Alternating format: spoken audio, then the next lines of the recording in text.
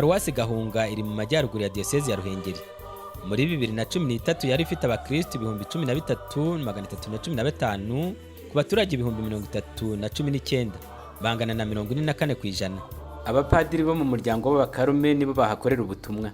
Paruwasi ya Gahunga yashinzwe mu mwaka w'1986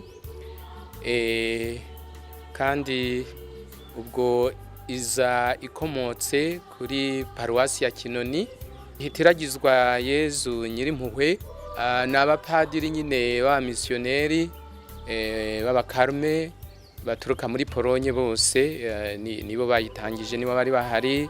Dufite imiryango remezo 94, amasantrara yigize 8, abakristo dufite abakabakaba mu 15,000,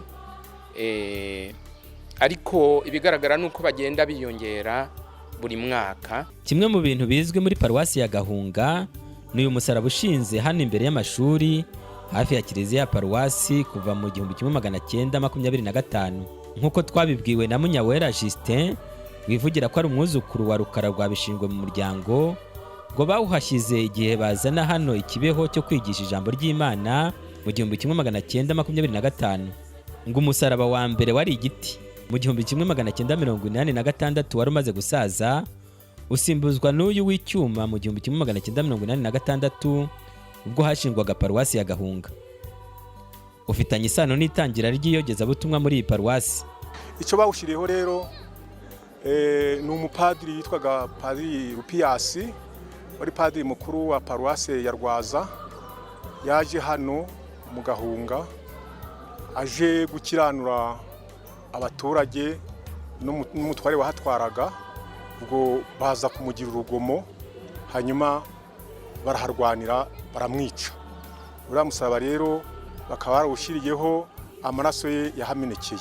Ahangaha ubona niho umurambo wa Loupias padiri wari uryamye. Ni umutware witwa Rukara Rwa Bishingwe wari wagiranye ikibazo n'abaturage. Padiri Loupias aje kubakiranura barahamutsinda. Igitekerezo cyo gushinga Paruwasi Gahunga cyatangiye kubwa Musenyeri Aloyizi bigira umwami. Icyo gihe yayoboraga Diyosezi ya Nyundo kandi Gahunga ari mu mbago zayo icyo gihe. Ngo bwari n'uburyo bwo kuzirikana Padiri Loupias wahiciwe. Kugira ngo iyi Paruwasi ya Gahunga ishingwe hano, nanone byakomotse kuri Loupias.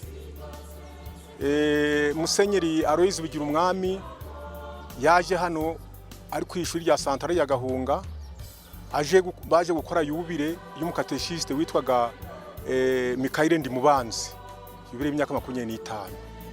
Ubwo ricyo gihe niho Musenyeri Aloyizi bigira umwami yasezeranyije abanyagahunga ko hano azahashinga paruwasi.